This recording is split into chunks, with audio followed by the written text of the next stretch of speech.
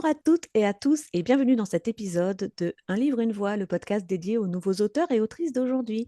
Aujourd'hui, c'est très spécial, je reçois trois autrices, Sonia Carmen, Marie Yonikoff et R.C. Queens, et une illustratrice, Julie Marchand.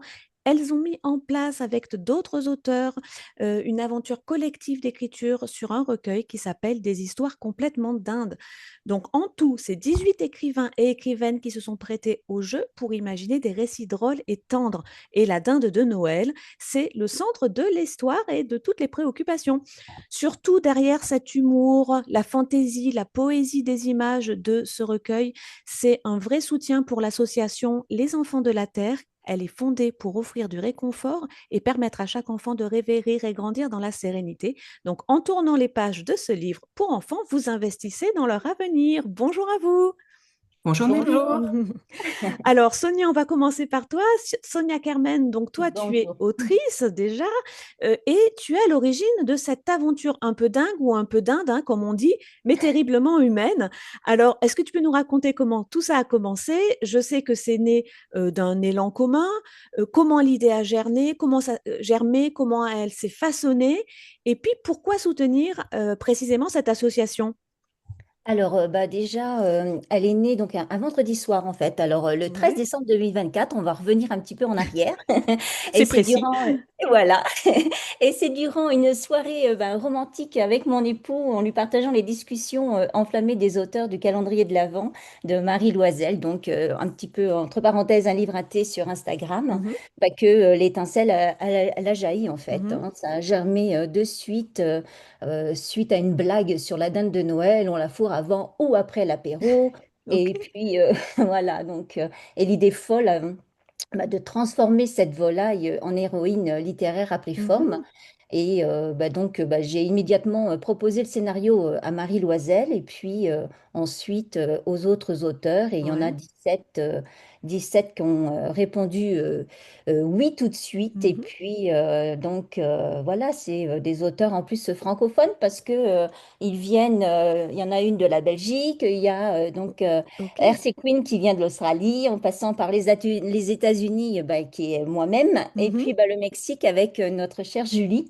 Et donc, c'est une superbe aventure humaine et solidaire. Et mondial. Et mondiale, exactement. Et puis, pourquoi cette association? Déjà, c'est pour donner un sens profond à ce projet. On voulait vraiment les enfants de la Terre pour leur mission directe, en fait, Ouais. d'aide qui donne aux enfants en urgence, hein, ça nous tenait vraiment à cœur et Mhm. surtout en période de Noël, hein. Et puis, Mhm. le plus important, c'est que l'association garantit que 100% des dons vont sur le terrain. Donc ça, Mhm. c'est super, très Ok. important. Mhm. Et en achetant ce recueil, on offre justement la magie et une aide concrète, car tous les bénéfices sont reversés pour les enfants. Oh, c'est super. Donc, cette belle aventure littéraire, j'ai vu ça sur les réseaux, elle s'est concrétisée le vendredi 7 novembre dernier, ça vient juste d'arriver. Il y avait une Exact. rencontre dédicace à la librairie du Pinceret à Poissy, donc en région parisienne. Il y a 8 auteurs qui ont réussi à se rendre donc jusque-là. Il y avait aussi donc, Julie Marchand, l'illustratrice du collectif, qui était là. Donc, c'est un Exact. moment quand même marquant. Ça révèle l'esprit du collectif, hein. Dis-moi comment ça s'est passé. Déjà, je commence par remercier Thomas de la librairie pour son Mhm. accueil et Alizé, la directrice de l'association, pour son soutien, parce que ce sont vraiment deux belles personnes d'une grande âme. Ouais. Et Mhm. sans eux, on n'en serait pas là non plus. Et puis, le moment le plus marquant, enfin, sans hésiter, je dirais l'instant où nous sommes tous retrouvés. Parce Mhm. qu'après un an de travail uniquement par message et sur Instagram, Ouais. l'émotion de nous voir en vrai, pouvoir nous étreindre était fort et ça restera Une, vraiment une inoubliable. vraie rencontre en chair et en os. Ouais. Exactement. Mhm. Et puis, c'est plus qu'un livre parce que c'est une aventure humaine Mhm. qui a permis à des amitiés virtuelles d'éclore et de se Mhm. concrétiser Mhm. autour d'une cause qui est vraiment magnifique. Et puis, moi, je vais remercier aussi infiniment les autrices présentes, hein, qui Mhm, sont Maya, Lynn, hein, Céline, hein, Marie, qui est avec nous, mhm. Athénaïs, Gabi et Christelle, pour leur générosité et puis leur engagement. Et puis, sans oublier forcément Julie pour ses merveilleuses Bien créations sûr. colorées Mhm. sur nos nouvelles. Et puis, que l'aventure continue. C'est vraiment bien parce qu'en plus, dès le lendemain de ces rencontres en librairie, il y a certaines d'entre vous qui se sont rendues avec l'association Enfants de la Terre à l'hôpital de Bray, où sont Exact. hospitalisés de nombreux enfants. Qu'est-ce que tu as ressenti en rencontrant donc ces enfants, leurs familles, les bénévoles de l'hôpital? Qu'as-tu souhaité leur transmettre au-delà de ce livre? Alors, la visite à la maison de l'enfant, ouais, auprès des enfants et des bénévoles, fut vraiment un moment Mhm, d'une intensité super rare. J'ai mhm, ressenti un amour immense, une vague de joie et de bonheur. Puis rencontrer ces enfants, c'est rencontrer aussi une humanité incroyable et une dévotion sans limite chez les mhm, ouais, bénévoles. mhm, Après, avec Julie et Marie, nous voulions transmettre bien plus qu'un livre. Ces nouvelles écrites avec amour sont des phares qui portent l'espoir et la paix. mhm, Et puis, ainsi que cette lumière et étincelle de Noël. Et puis, notre message était essentiel. Nous avons tous le droit de rêver et de garder, coûte que coûte, notre part d'imagination vivante. Et puis, moi, honnêtement, j'ai adoré jouer et partager avec eux, colorier les illustrations de nos nouvelles. Et puis, ouais. terminer par un câlin sans fin avec le petit Éden. Et puis, toute l'énergie de notre collectif passe aussi par cette lumière d'espoir. Et si je m'étais écoutée, je serais repartie aux États-Unis avec au moins 2 enfants dans ma valise. Ouais, non, c'est vraiment des bons moments. Ces histoires, donc merci Sonia. Je vais voir avec Marie Yonikov, donc les histoires complètement dindes, projet collectif. Toi, Marie Yonikov, tu es autrice de plusieurs romans. Et puis, donc, tu as une nouvelle dans ce recueil. En quoi cet engagement humain a-t-il nourri ta plume, ta manière d'écrire, ton rapport à la littérature? Alors, tu sais, quand j'écris, je ne suis jamais vraiment isolée. C'est-à-dire Mhm, que même face à l'écran, je sais que j'écris pour quelqu'un, ou quelqu'un qui mhm, ouais. lira, qui ressentira et lui fera de mes mots une émotion qui lui appartiendra. Mhm, Donc, les rencontres humaines, elles me rappellent cette ouais. vérité essentielle. Écrire, c'est relier. Mhm, Relier les solitudes, les espérances, relier parfois des mondes qui ne se croisent jamais. Et soutenir l'association Enfants de la Terre, eh bien, cela a nourri ma manière d'écrire parce que ça m'a ramené à la source même des mots, le mhm, partage, l'attention, la bienveillance et ce désir presque instinctif de tendre la main. mhm. Donc, c'est pour moi une façon d'habiter la littérature plus pleinement, Mm, tout mm, mm, simplement. mm. Oui, se recentrer vers son objectif. Oui, Ouais, oui, ouais. tout à fait. Et qu'est-ce que tu souhaites que l'on retienne de ce projet solidaire, autant du côté du livre que finalement toutes ces rencontres qu'il a rendues possibles? J'aimerais que l'on retienne la force du collectif avant tout. Mhm, Parce qu'un livre peut être un simple objet, mais il peut aussi devenir un mouvement, ouais, une mhm, passerelle, un magnifique prétexte pour créer du lien. Et des histoires complètement dindes a réuni des auteurs, des lecteurs, des enfants, des familles, des bénévoles.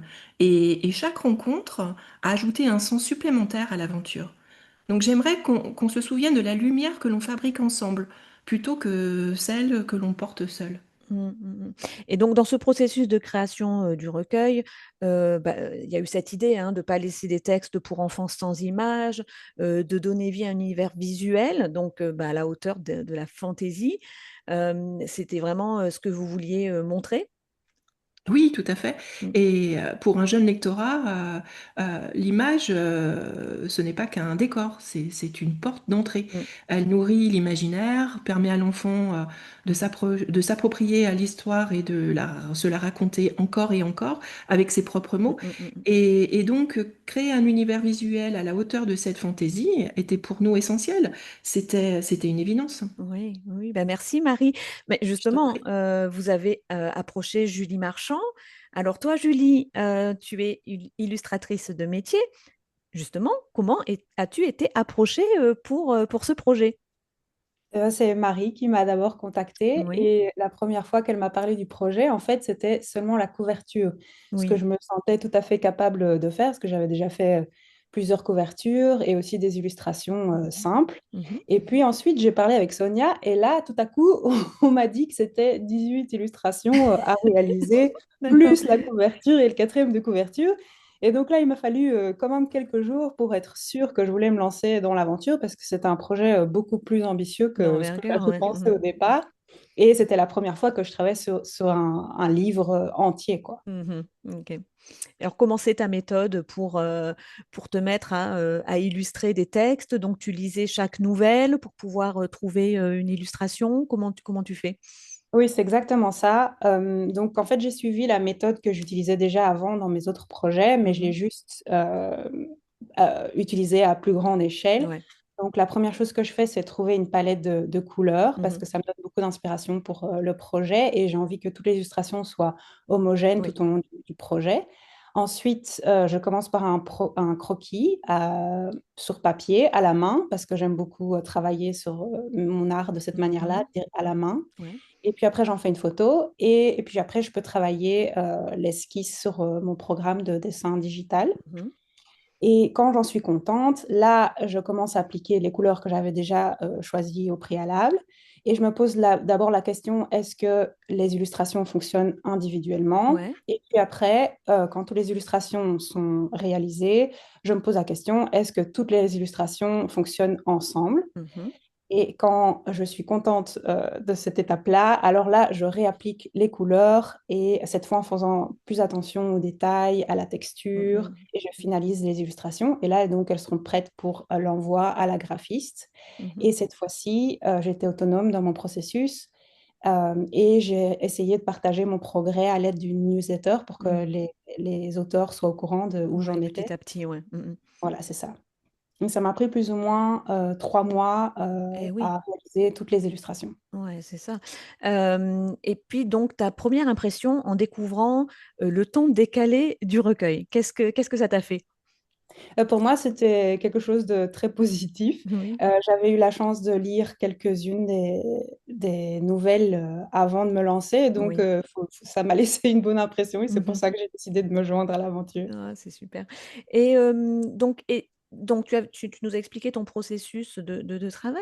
Puis il y avait aussi cette inspiration à trouver. Il y a un équilibre entre humour, poésie, magie aussi, et douceur bah, que l'on associe tout de suite à Noël. Donc c'est aussi quelque chose à travailler, cette inspiration-là, et trouver le bon équilibre. Oui, mais je crois que c'était un match made in heaven, on dit en anglais, parce Ouais. que je crois que Marie et Sonia avaient repéré mon travail sur Instagram et qui voyaient que mon style et le style des nouvelles étaient très Ça concordait proches. bien, quoi. Voilà, c'est Ouais, ça ouais. exactement. Et donc, à chaque fois que je lisais une histoire, ben, j'avais vraiment l'impression, j'avais tout de suite l'idée qui me venait en tête. Et donc, cette partie-là, ça a été très facile pour moi. L'inspiration, c'est jamais la partie la plus difficile. Mhm. La partie la plus difficile, c'est plutôt donner vie à l'image que j'ai en tête. Ouais, ouais, ouais. Bah, c'est très bien réalisé. Est-ce qu'il y a une image qui t'a donné le plus de plaisir à dessiner? Alors, mes images préférées sont souvent celles avec lesquelles où je peux vraiment travailler sur un paysage qui est Mhm, plus détaillé et qui met en interaction la dinde et le personnage mhm, principal, qui est à chaque fois différent. Et je crois que la plus chouette, c'était celle de Léonie, Marceline et moi, de Gabi Fournet. mhm. Mais j'ai vraiment apprécié travailler sur chaque illustration, à chaque fois pour des raisons différentes. Ouais. Bah, les illustrations sont vraiment très chouettes. J'espère que les lecteurs sauront les apprécier à leur juste valeur. Merci Julie.